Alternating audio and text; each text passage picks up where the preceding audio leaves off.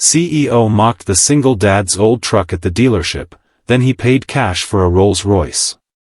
The moment Marcus Hale walked through the gleaming glass doors of Prestige Auto Gallery with his 7-year-old daughter Lily holding his hand, the laughter started before he even reached the showroom floor.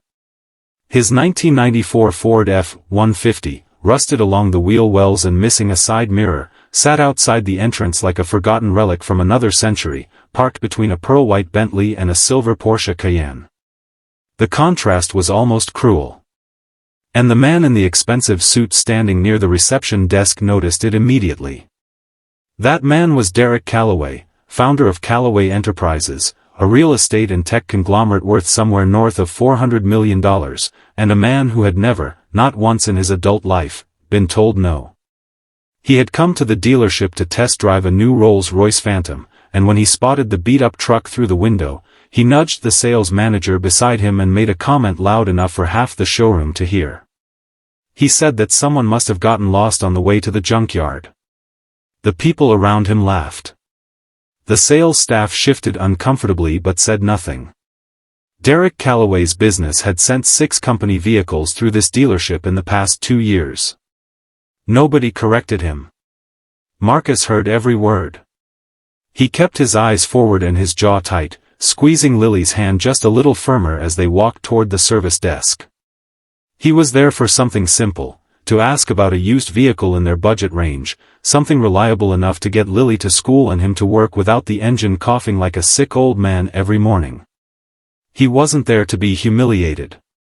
But life, as he had learned in the hardest possible way, rarely asked for your preference.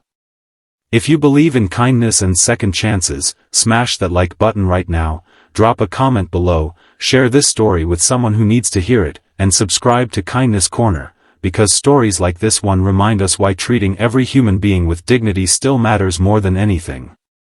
3 years earlier, Marcus had been an engineer at a mid-sized tech firm in Austin, earning a comfortable salary, driving a newer car, and building what he genuinely believed was a stable, happy life. Then his wife Elena was diagnosed with stage 3 ovarian cancer, and everything that had seemed permanent turned out to be made of paper. He spent the next 18 months doing everything right, the best oncologists, the clinical trials, the hope that arrives in small doses and leaves in large ones. Elena fought with everything she had. She lost anyway.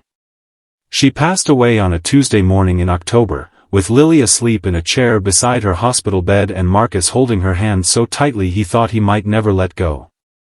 After Elena died, Marcus kept going because Lily needed him to. He went back to work. He paid the medical bills in installments that still made him wince. He sold the newer car to cover a gap month when his hours were cut. And he held on to the old Ford truck because it had been his father's, and because some things you don't sell even when the money gets tight, because they are the last thread connecting you to who you were before grief rewrote your entire identity.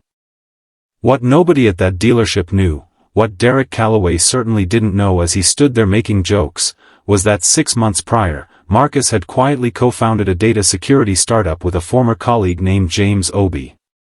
They had worked nights and weekends for nearly 2 years, surviving on contract work and stubbornness, and 3 weeks before that afternoon at the dealership, their company had been acquired by a major cybersecurity firm in a deal that valued their work at just over $9 million.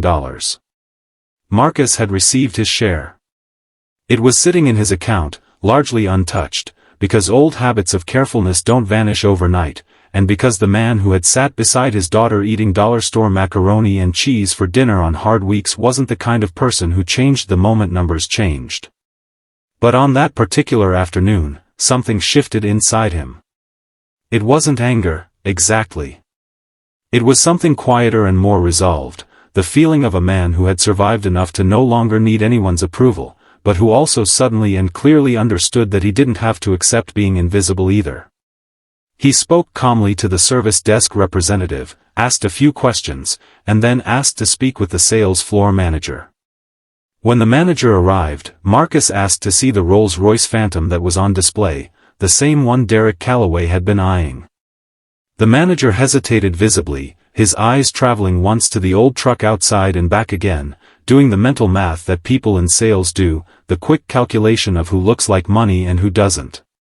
But something in Marcus's tone was steady and unhurried in a way that made the man reconsider, and he led them toward the vehicle.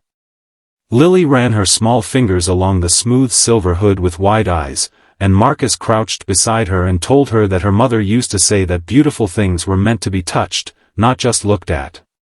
The sales manager stood nearby, still uncertain.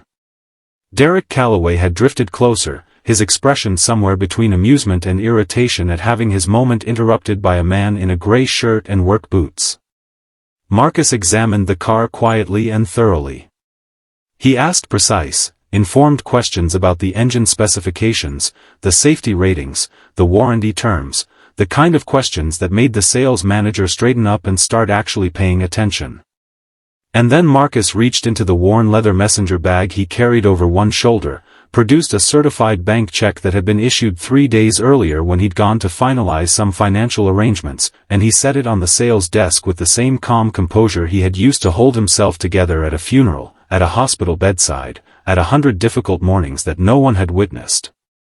The number on the check was enough to cover the Phantom in full, with a remainder left for a second vehicle for practical daily use. The sales manager stared at it for a long moment without speaking. The room had gone noticeably quiet. Derek Calloway saw the check. His expression moved through several uncomfortable phases before settling into something that looked like the earliest, most unwilling stage of shame. Marcus did not look at him. He signed the paperwork, lifted Lily onto his hip so she could see the interior of the car she'd been admiring, and told her gently that her mother would have loved the color. If this story moved you even a little, if it reminded you that you never truly know what someone else is carrying, please like this video, leave a comment, and share it with someone who needs a reminder that resilience is real and quiet dignity is powerful. Before he left, Marcus paused near the entrance and looked back at his old Ford truck sitting in the sun. He didn't trade it in. He arranged to have it driven home. Some things you keep not because they're valuable to anyone else, but because they are the proof of everything you survived to get where you are standing. Tell us in the comments, have you ever been underestimated by someone who had no idea what you'd been through? We read every single one, asterisk asterisk. As Marcus buckled Lily into the back seat of a car that still smelled like a showroom and new beginnings, she looked up at him with Elena's eyes and asked if Mommy could see them. He told her that he believed, with everything he had left, that she absolutely could. He pulled out of the lot slowly, leaving behind the laughter that had greeted him, carrying forward the only things that had ever truly mattered, his daughter's hand in his, the memory of a woman he had loved completely, and the quiet, unshakable knowledge that a man's worth was never, ever, parked in the driveway.